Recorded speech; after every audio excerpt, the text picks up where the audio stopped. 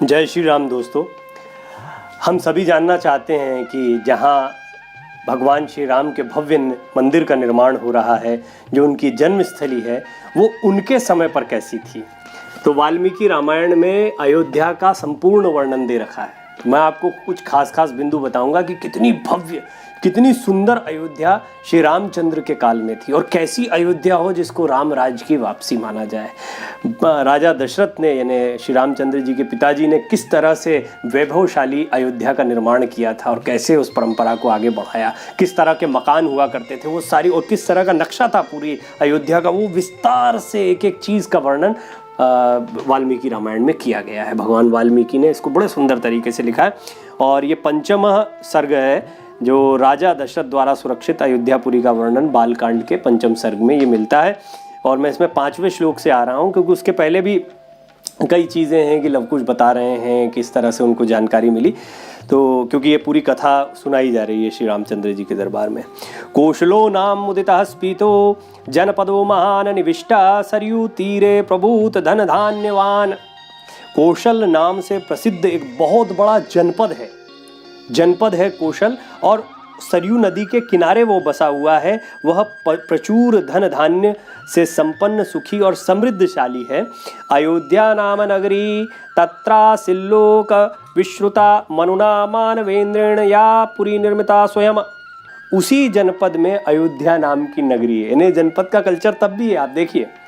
और अयोध्या नाम की वहाँ पर नगरी है। ये वाल्मीकि रामायण में लिखा हुआ है, जो समस्त लोकों में विख्यात है। उस पुरी को स्वयं महाराज मनु ने बनवाया था और बसाया था। आयतादश्चय द्वे च योजनानि महापुरी श्रीमती त्रीणी विस्तीर्णा सुविभक्त महापता। अब कितनी बड़ी है अयोध्या, कितने इलाके में फैली हुई है। तो वह शोभाशालिनी महापुरी 12 योजन लंबी और 3 योजन चौड़ी थी। वहाँ बाहर के जनपदों में जाने का जो विशाल राजमार्ग बना हुआ है, एक हाईवे भी बना हुआ है बाहर जाने का, वह उभय पार्श्व में विविध वृक्षावलियों से, यानी पेड़ों की कतारें लगी हुई हैं, से विभूषित होने के कारण सुस्पष्टतया अन्य मार्गों से विभक्त जान पड़ता था। यानी जो मुख्य मार्ग था शहर का या दूसरे जनपदों को जोड़ने वाला, वो सामान्य जो रास्ते थे शहर के उससे अलग जान पड़ता था। तो ये व्यवस्था तब भी थी। आप देखिए कि कितनी वैभवशाली हमारा आर्किटेक्ट जो है वो तो रहा ही है पुराना, हमारे मंदिरों का निर्माण, शहरों का निर्माण भी। मैंने एक पुराना वीडियो डाला था कि कैसे 3000 साल 4000 साल पहले भी हमारे शहर हुआ करते थे। अशोक स्तंभ वाला आपको मैंने एक कौशाम्बी का पूरा एक वीडियो भी दिखाया था। तो अयोध्या जो है वो कितनी समृद्ध थी, ये वाल्मीकि रामायण में लिखा हुआ है। और किस तरीके से, किस बढ़िया तरीके से आज की स्थितियां बल्कि खराब दिखाई पड़ती है। राजमार्गेण महता सुविभक्तेन शोभिता मुक्त पुष्पावकीर्णेन जलशक्ति जल सीक्तेन नित्यशः।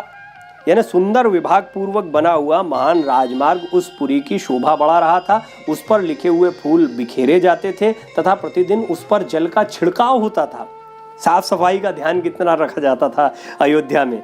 ताम तु राजा दशरथो महाराज विवर्धनः पुरीमावास्यामास दिवि देवपतिर्यथा।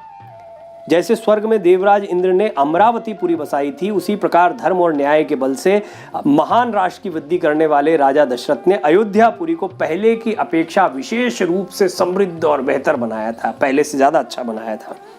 और कितने बड़े फाटक थे, कितने बड़े दरवाजे अयोध्यापुरी के थे, वो भी सुनिए। कपाट तोरण वतिम सुविभक्तांतरापणाम सर्वयंत्रायुधवतीम मूषिताम सर्वशिल्पी भी। वह पूरी बड़े बड़े फाटकों और किवाड़ों से सुशोभित थी। उसके भीतर पृथक पृथक बाजारें थीं। वहाँ सब प्रकार के यंत्र और अस्त्र शस्त्र संचित थे। उस पुरी में सभी कलाओं के शिल्पी निवास करते थे। आहा, ये थी अयोध्या नगरी। देखिए आप, कितना बढ़िया वर्णन जो है वो वाल्मीकि रामायण में अयोध्यापुरी का किया गया है। सूत माग संवादाम श्रीमती तुल प्रभाम उच्चाट्टाल ध्वजवतीम शतग्नि शतसंकुलाम। स्तुति पाठ करने वाले सूत और वंशावली का बखान करने वाले मागध वहाँ भरे हुए थे। वह पूरी सुंदर शोभा से संपन्न थी, उसकी सुषमा की कहीं तुलना नहीं थी।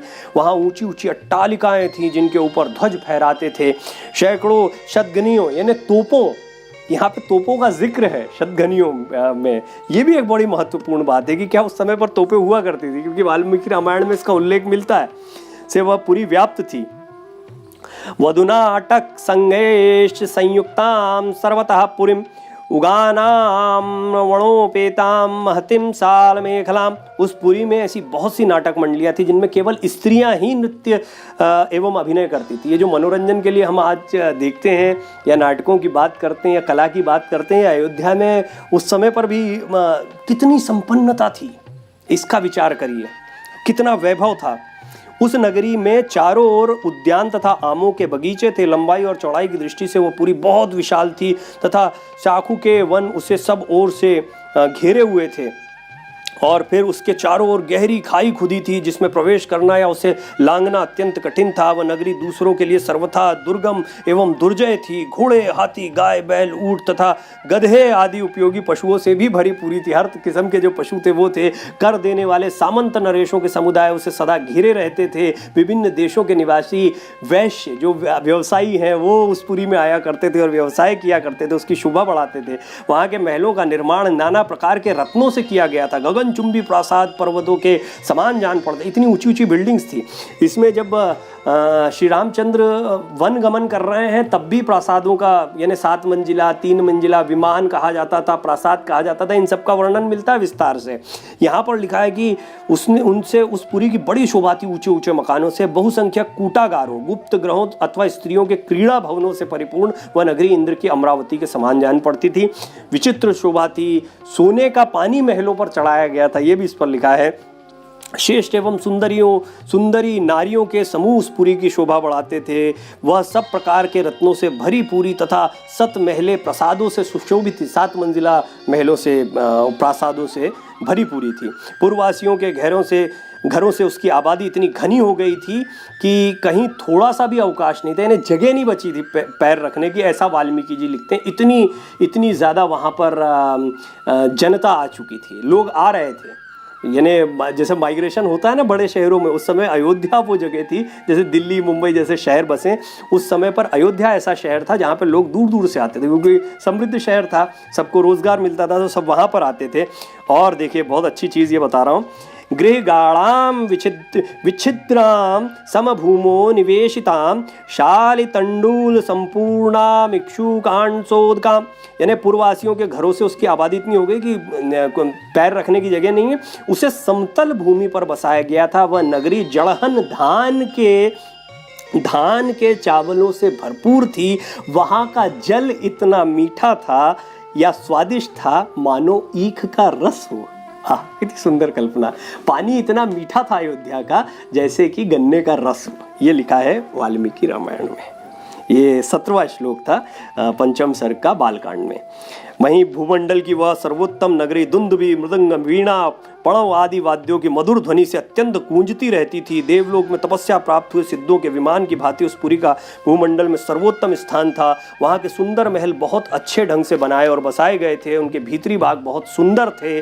बहुत से श्रेष्ठ पुरुष उस पुरी में निवास करते थे। जो अपने समूह से बिछड़कर असहाय हो गया हो, जिसके आगे पीछे कोई ना हो, अर्थात पिता और पुत्र दोनों से हीन हो, तथा जो शब्द वेदी वाण द्वारा भेदने योग्य हो अथवा युद्ध से हार कर भागे जा रहे हो, ऐसे पुरुषों पर जो लोग बाणों का प्रहार नहीं करते, जिनके सदाए हाथ शीघ्रता पूर्वक लक्ष्य भेद करने में समर्थ हैं, अस्त्र शस्त्रों के प्रयोग में कुशलता प्राप्त कर चुके, तथा जो वन में गरजते हुए मतवाले सिंहों, व्याघ्रों और सुअरों को तीखे शस्त्रों एवं भुजाओं के बल से भी बलपूर्वक मार डालने में ऐसे सहस्त्रों महारथी वीरों से अयोध्या भरी पूरी थी। उसे महाराज दशरथ ने बसाया और पाला था।